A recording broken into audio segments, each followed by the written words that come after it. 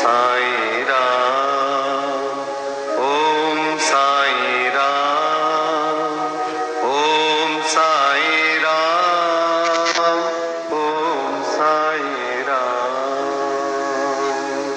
अध्याय 14। नांदेड़ के रतनजी वाड़िया, संत मौला साहेब, दक्षिणा मीमांसा, गणपतराव बोरस, श्रीमती तड़कड़, दक्षिणा का मर्म। श्री साईं बाबा के वचनों का और कृपा द्वारा किस प्रकार असाध्य रोग भी निर्मूल हो गए, इसका वर्णन पिछले अध्याय में किया जा चुका है। अब बाबा ने किस प्रकार रतनजी वाड़िया को अनुग्रहित किया तथा किस प्रकार उन्हें पुत्र रत्न की प्राप्ति हुई, इसका वर्णन इस अध्याय में होगा।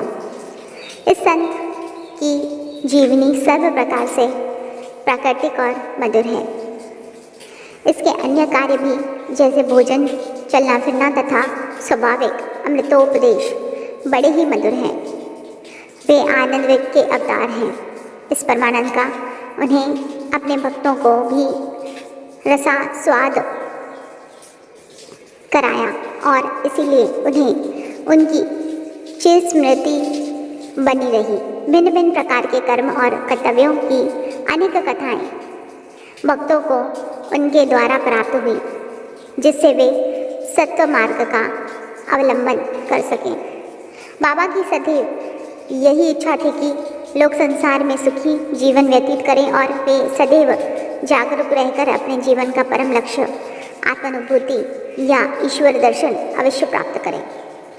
पिछले जन्मों के शुभ कर्मों के फलस्वरूप ही यह देह प्राप्त है और इसकी सार्थक तभी है जब उसकी सहायता से हम इस जीवन में भक्ति और मोक्ष प्राप्त कर सकें। हमें अपने अंत और जीवन के लक्ष्य के हेतु सदैव सावधान तथा तत्पर रहना चाहिए। यदि तुम नित्य श्री साईं की लीलाओं का श्रवण करोगे तो तुम्हें उनका सदैव दर्शन होता रहेगा। दिन रात उनका हृदय में स्मरण करते रहो।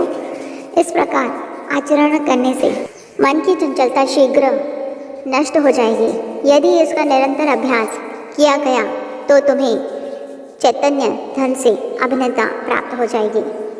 आइए जानते हैं नांदेड़ के रतन जी। अब हम इस अध्याय की मूल कथा का वर्णन करते हैं। नांदेड़ निज़ाम रियासत में रतन जी शाहपुर जी वाड़िया नामक एक प्रसिद्ध व्यापारी रहते थे। उन्होंने व्यापार में यथेष्ट धनराशि संग्रह कर ली थी। उनके पास अतुलनीय संपत्ति, खेत और चरोहर तथा कई प्रकार के पशु, घोड़े, गधे, खच्चर आदि और गाड़ियाँ भी थी। वे अत्यंत भाग्यशाली थे। यद्यपि ब्रह्म दृष्टि से वे अधिक सुखी और संतुष्ट प्रतीत होते थे, परंतु यथार्थ में वे वैसे न थे। विधाता की रचना कुछ ऐसे विचित्र है कि इस संसार में पूर्ण सुखी कोई नहीं और धनाढ्य रतन जी भी इसके अपवाद न थे। वे परोपकारी तथा दानशील थे। वे दोनों को भोजन और वस्त्र वितरण करते तथा सभी लोगों की अनेक प्रकार से सहायता किया करते थे। उन्हें लोग अत्यंत सुखी समझते थे, किंतु दीर्घकाल तक संतान न होने के कारण उनके हृदय में दुख अधिक था। जिस प्रकार प्रेम तथा भक्ति रहित कीर्तन, विधान रहित संगीत, युगोपवीतरित ब्राह्मण, व्यवहारिक ज्ञान रहित कलाकार, पश्चाताप रहित तीर्थ यात्रा और कंठमाला, मंगलसूत्र रहित अलंकार उत्तम प्रतीत नहीं होते, उसी प्रकार संतान रहित गृहस्थ का घर भी सूना ही रहता है। रतन जी सदैव ऐसी चिंता में निमग्न रहते थे। वे मन ही मन कहते, क्या ईश्वर की मुझ पर कभी दया नहीं होगी?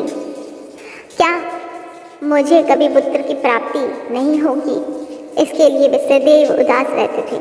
उन्हें भोजन से भी अरुचि हो गई। पुत्र की प्राप्ति कब होगी, यही चिंता उन्हें सदैव घेरे रहती थी। उनकी 10 गणों महाराज पर दृढ़ निष्ठा थी। उन्होंने अपना हृदय उनके सम्मुख खोल दिया तब उन्होंने श्री साईं समर्थ श्री की शरण जाने की और उनसे संतान प्राप्ति के लिए प्रार्थना करने का परामर्श किया। रतन जी को भी यह विचार रुचिकर प्रतीत हुआ और उन्होंने शिरडी जाने का निश्चय किया। कुछ दिनों उपरांत वे शिरडी आए और बाबा के दर्शन कर उनके चरणों पर गिरे। उन्होंने एक सुंदर हार बाबा को पहना कर बहुत से फूल भेंट किए। तत्पश्चात आदर सहित बाबा के पास बैठकर इस प्रकार प्रार्थना करने लगे। अनेक आपत्तिग्रस्त लोग आपके पास आते हैं और आप उनके कष्ट तुरंत दूर करते हैं। यही कीर्ति सुनकर मैं भी बड़ी आशा से आपके श्री चरणों में आया हूँ। मुझे बड़ा भरोसा हो गया है, कृपा मुझे निराश न कीजिए। श्री साईं बाबा ने उनसे 5 रुपये दक्षिणा मांगी जो वे देना ही चाहते थे, परंतु बाबा ने पुनः कहा, मुझे तुमसे 3 रुपया 14 आने पहले ही प्राप्त हो चुके हैं, इसीलिए केवल शेष रुपए ही दो। यह सुनकर रतन जी असमंजस में पड़ गए। बाबा के कथन का अभिप्राय उनकी समझ में न आया। वे सोचने लगे कि यह शिरडी आने का मेरा प्रथम ही अवसर है और यह बड़े आश्चर्य की बात है कि इन्हें 3 रुपये 14 आने पहले प्राप्त हो चुके हैं। वे यह पहली हल न कर सके। वे बाबा के चरणों में के पास ही बैठे रहे तथा उन्हें दक्षिणा अर्पित कर दी। उन्होंने अपने आगमन का हेतु बतलाया और पुत्र प्राप्ति की प्रार्थना की। बाबा को दया आ गई। वे बोले, चिंता त्याग दो, अब तुम्हारे दुर्दिन समाप्त हो गए। इसके बाद बाबा ने उदी देकर अपना वदहस्त उनके मस्तक पर रखकर कहा, अल्लाह तुम्हारी इच्छा पूरी करेगा। बाबा की अनुमति प्राप्त कर रतन जी नांदेड़ लौट आए और शिरडी में जो कुछ हुआ उससे दासगणों को सुनाया।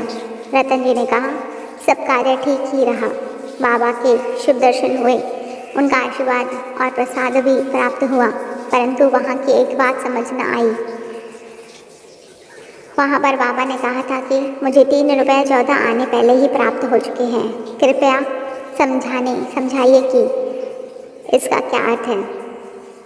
इससे पूर्व मैं शिरडी कभी नहीं गया, फिर बाबा को वे रुपया कैसे प्राप्त हो गए जिसका उन्होंने उल्लेख किया। दासगणों के लिए भी यह एक पहेली ही थी।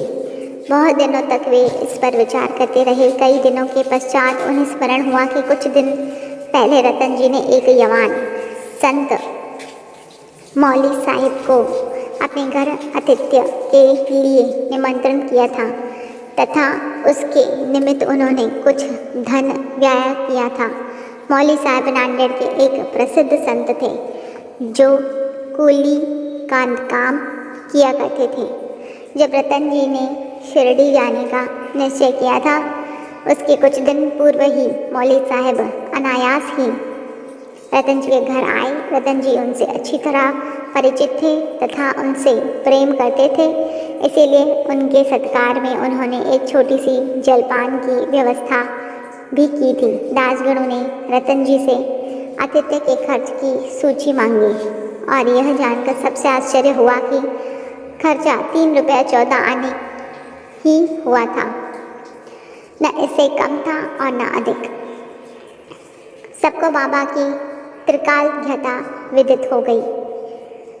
यद्यपि वे शिरडी में विराजमान थे, परंतु शिरडी के बाहर क्या हो रहा है इसका उन्होंने पूरा ज्ञान था।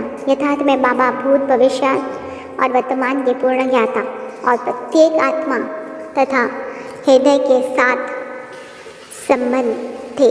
अन्यथा मौली साहिब के स्वागतार्थ खर्च की गई रकम बाबा को कैसे विदित हो सकती है। रतन जी इस उत्तर से संतुष्ट हो गए और उनकी साईं चरणों में प्रगाढ़ प्रीति हो गई। उपयुक्त समय पर उनके यहाँ एक पुत्र का जन्म हुआ जिससे उनके हर्ष का पारावार न रहा। कहते हैं कि उनके यहाँ 12 संतानें हुई जिनमें से केवल 4 शेष रहीं। इस अध्याय के नीचे लिखा है कि बाबा ने राव बहादुर हरि विनायक साठे को उनकी पहली पत्नी की मृत्यु के पश्चात दूसरा ब्याह करने पर पुत्र रतन की प्राप्ति बतलाई। राव बहादुर साठे ने द्वितीय विवाह किया। प्रथम 2 कन्याएं हुई जिससे वे बड़े निराश हुए, परंतु तृतीय बार पुत्र प्राप्त हुआ। इस तरह बाबा के वचन सत्य निकले और वे संतुष्ट हो गए। दक्षिणा मीमांसा। दक्षिणा के संबंध में कुछ अन्य बातों का निरूपण कर हम यह अध्याय समाप्त करेंगे। यह तो विदित ही है कि जो लोग बाबा के दर्शन को आते हैं उनसे बाबा दक्षिणा लिया करते थे। यहाँ किसी को भी शंका उत्पन्न हो सकती है कि जब बाबा फकीर और पूर्ण विरक्त थे तो क्या उनका प्रकार दक्षिणा ग्रहण करना और कांचन को महत्व देना उचित था। अब इस प्रश्न पर हम विस्तृत रूप से विचार करेंगे। बहुत काल तक बाबा भक्तों से कुछ भी स्वीकार नहीं करते थे। वे जली हुई दिया सलाइयाँ एकत्रित कर अपनी जेब में भर लेते थे। चाहे भक्त हो या और कोई, वे कभी किसी से कुछ भी नहीं मांगते थे। यदि किसी ने उनके सामने एक पैसा रख दिया तो वे उसे स्वीकार करके उससे तंबाकू अथवा तेल आदि खरीद लिया करते थे। वे प्रायः बीड़ी या चिलम पिया करते थे। कुछ लोगों ने सोचा कि बिना कुछ भेंट किए संतों के दर्शन उचित नहीं हैं, इसीलिए वे बाबा के सामने पैसे रखने लगे। यदि एक पैसा होता तो वे उसे जेब में रख लेते और यदि 2 पैसे होते तो तुरंत उसमें से 1 पैसा वापस कर देते थे। जब बाबा की कीर्ति दूर दूर तक फैली और लोगों के झुंड बाबा के दर्शनार्थ आने लगे, तब काका ने उनसे दक्षिणा लेना आरंभ कर दिया। श्रुति कहती है कि स्वर्ण मुद्रा के अभाव में भगवत पूजन भी अपूर्ण है। अतः जब ईश्वर पूजन में मुद्रा आवश्यक है तो फिर संत पूजन में क्यों न हो। इसलिए शास्त्रों में कहा गया है कि ईश्वर, राजा, संत या गुरु के दर्शन अपनी सामर्थ्य अनुसार बिना कुछ अर्पण किए कभी न करना। उन्हें क्या भेंट दी जाए, अधिकतर मुद्रा या धन, इस संबंध में उपनिषदों में वर्णित नियमों का अवलोकन करें। बृहदारण्यक उपनिषद में बताया गया है कि दक्ष प्रजापति ने देवता, मनुष्य और राक्षसों के सामने एक अक्षर द का उच्चारण किया। देवताओं ने इसका अर्थ लगाया है कि उन्हें दम अर्थात आत्म नियंत्रण का अभ्यास करना चाहिए। मनुष्य ने समझा कि उन्हें दान का अभ्यास करना चाहिए तथा राक्षसों ने सोचा कि हमें दया का अभ्यास करना चाहिए। मनुष्यों को दान की सलाह दी गई। तैत्तिरीय उपनिषद में दान व अन्य सत्व गुणों को अभ्यास में लाने की बात कही गई है। दान के संबंध में लिखा है, विश्वासपूर्वक दान करो, उसके बिना दान व्यर्थ है। उदार हृदय तथा विनम्र बनकर आदर और सहानुभूतिपूर्वक दान करो। भक्तों को कांचन त्याग का पाठ पढ़ाने तथा उनकी आसक्ति दूर करने और चित्त शुद्धि करने के लिए ही बाबा सबसे दक्षिणा लिया करते थे। परंतु उनकी एक विशेषता भी थी। बाबा कहा करते थे कि जो कुछ भी मैं स्वीकार करता हूँ, मुझे उसे 100 गुना से अधिक वापस करना पड़ता है। इसके अनेक प्रमाण हैं। पहली एक घटना, श्री गणपत राव बोरस अपनी आत्मकथा में लिखते हैं कि बाबा के बार बार आग्रह करने पर उन्होंने अपने रुपयों की थाली उनके सामने उड़ेल दी। श्री बोरस लिखते हैं कि इसका परिणाम यह हुआ कि जीवन में फिर उन्हें धन का अभाव कभी न हुआ तथा प्राचुर मात्रा में लाभ ही होता रहा। इसका एक भिन्न अर्थ भी है। अनेकों बार बाबा ने किसी प्रकार की दक्षिणा स्वीकार भी नहीं की। इसके दो उदाहरण हैं। बाबा ने प्रोफेसर C.K. नार्के से 15 रुपये दक्षिणा मांगी। वे प्रत्युत्तर में बोले कि मेरे पास तो 1 पाई नहीं है। तब बाबा ने कहा कि मैं जानता हूँ तुम्हारे पास कोई दिव्य नहीं है, परंतु तुम योग विशिष्ट का अध्ययन तो करते हो, उसमें से ही दक्षिणा दो।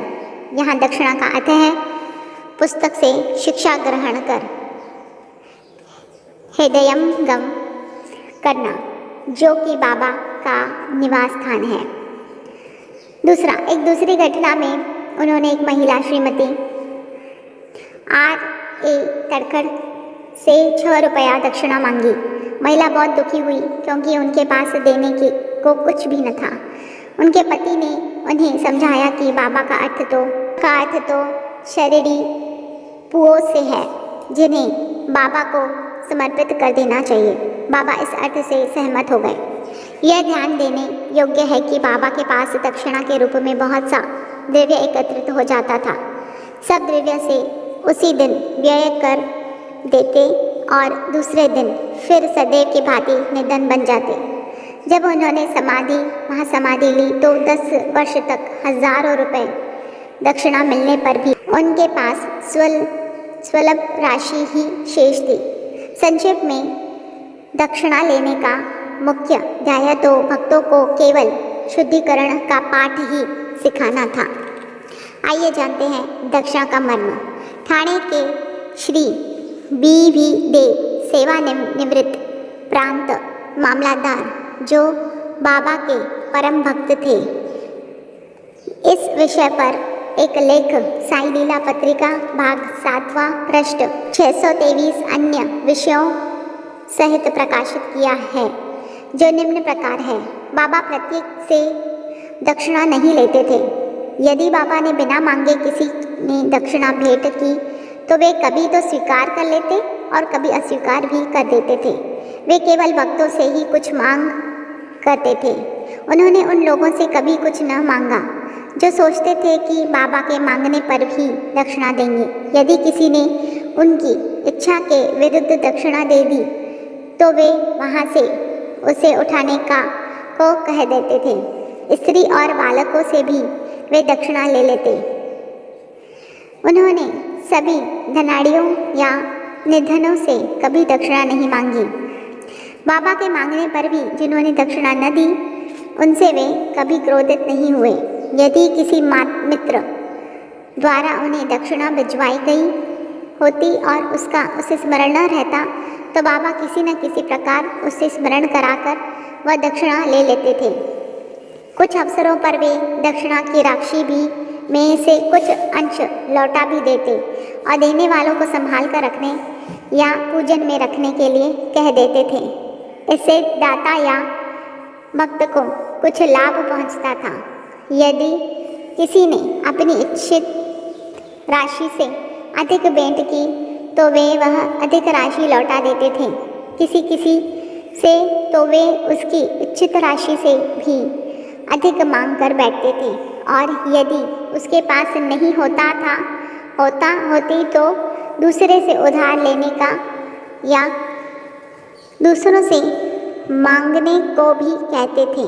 किसी से तो दिन में 3-4 बार दक्षिणा मांगा करते थे। दक्षिणा में एकत्रित राशि में से बाबा अपने लिए बहुत थोड़ा खर्चा किया करते थे, जैसे चिलम पीने की, तंबाकू और दूनी के लिए लकड़ियाँ, मोल लेने के लिए आदि। शेष अन्य व्यक्तियों को विभिन्न राशियों में भिक्षा स्वरूप दे देते थे। शिरडी संस्थान की समस्त सामग्रियाँ राधा कृष्ण माई की प्रेरणा से ही धनी भक्तों ने एकत्रित की थी। अधिक मूल्य वाले पदार्थ लाने वालों से बाबा अति क्रोधित हो जाते और अपशब्द कहने लगते थे। उन्होंने श्री नाना साहेब चांदोरकर से कहा कि मेरी संपत्ति केवल एक कॉपिन और टामरेल है। लोग बिना कारण ही मूल्यवान पदार्थ लाकर मुझे दुखित करते हैं। कामिनी और कांचन मार्ग में दो मुख्य बाधाएं हैं और बाबा ने इसके लिए दो पाठशालाएं खोली हैं, यथा दक्षिणा ग्रहण करना और राधा कृष्ण माई के यहाँ भोजन। इस बात की परीक्षा करने लिए कि क्या उनके भक्तों ने इस आसक्ति से छुटकारा पा लिया है या नहीं। इसीलिए जब कोई आता तो वे उनसे दक्षिणा मांगते और उनसे शाला में राधा कृष्ण माई के घर जाने को कहते। यदि वे इन परीक्षा में उत्तीर्ण हो गए, अर्थात यह सिद्ध हुआ कि वे कामिनी और कांचन की आसक्ति से विरक्त हैं, तो बाबा की कृपा और आशीर्वाद से उनकी आध्यात्मिक उन्नति निश्चय ही हो जाती थी। श्रीदेव ने गीता और उपनिषद से घटनाएं उद्धृत की हैं कि किसी तीर्थ स्थान में किसी पूज्य संत को दिया हुआ दान दाता को बहुत कल्याणकारी होता है। बाबा के भक्तों को शिरडी और शिरडी के प्रमुख देवता साईं बाबा से पवित्र और है ही क्या। श्री सद्गुरु साईनाथ परमस्तु शुभम भवतु। श्री सच्चिदानंद सद्गुरु साईनाथ महाराज की जय। श्री सच्चिदानंद सद्गुरु साई करुणानंद महाराज की जय। श्री सच्चिदानंद सद्गुरु जगतगुरु बाल योगीराज साई नारायण महाराज की जय। साई लीलावती माता की जय।